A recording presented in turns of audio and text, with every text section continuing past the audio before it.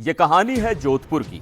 एक ऐसा murder case जिसमें लाश भी है, कातिल भी और कत्ल की कहानी का एक एक किरदार भी। लेकिन कत्ल का मकसद क्या था, इस सवाल का जवाब पुलिस अब भी ढूंढ रही है। नमस्कार, मैं हूं सिद्धार्थ प्रकाश।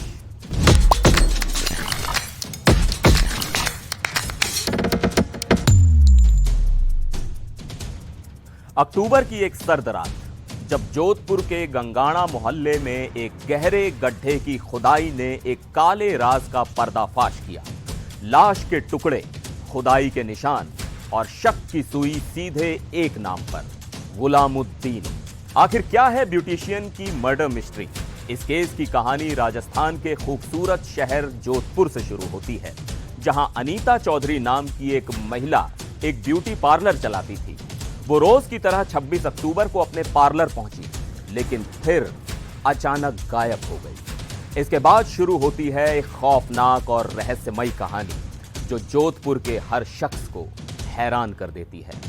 अनीता के घर ना लौटने पर उसकी महिला स्टाफ ने उसके पति को कॉल किया। उसके पति ने उसे ढूंढने की हर कोशिश की, लेकिन अनीता का फोन लगातार बंद था। कोई सुराग ना मिलने पर 27 अक्टूबर को उसके पति ने पुलिस में उसकी गुमशुदगी की रिपोर्ट दर्ज करवाई।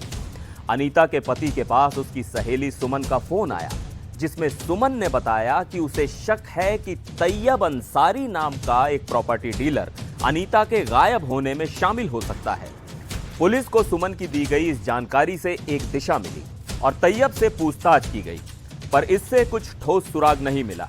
तभी तफ्तीश के दौरान पुलिस को एक सीसीटीवी फुटेज मिला, जिसमें अनीता को पीला सूट पहने एक ऑटो में बैठते देखा गया।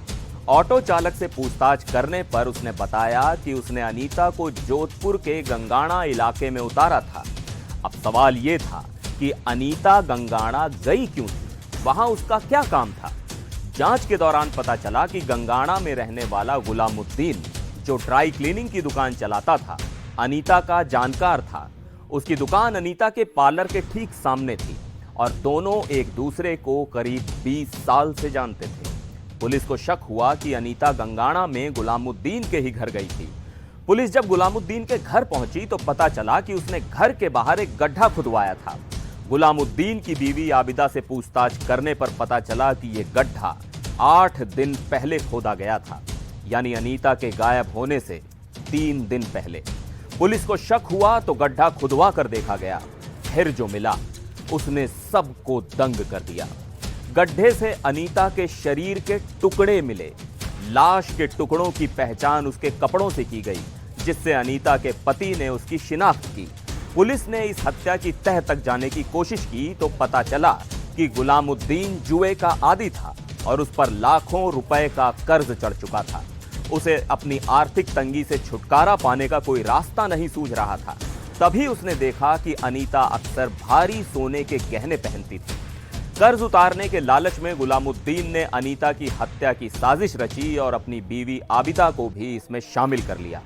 गुलामुद्दीन ने 23 अक्टूबर को घर के बाहर जेसीबी बुलाकर 10 फीट गहरा गड्ढा खुदवाया, जिसमें वो अनीता की लाश ठिकाने लगाने वाला था। 26 अक्टूबर को गुलामुद्दीन ने अनीता को अपने घर बुलाया और उसे शरबत में बेहोशी की दवा मिलाकर पिलाई।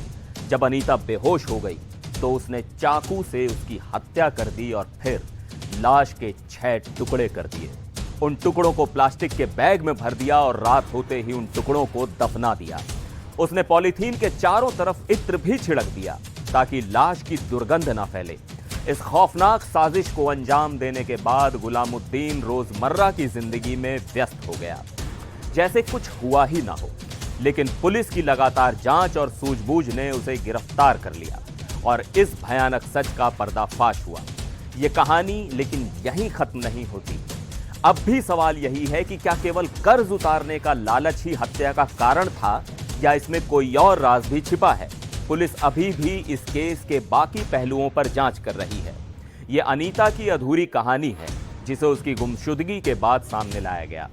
अब जोधपुर के लोग अनीता के लिए इंसाफ चाहते हैं, ताकि इस क्रूर हत्या की सच्चाई सबके सामने आ सके। एनडीटीवी इंडिया पर फिलहाल के लिए बस इतना ही। मुझे दीजिए इजाजत। नमस्कार।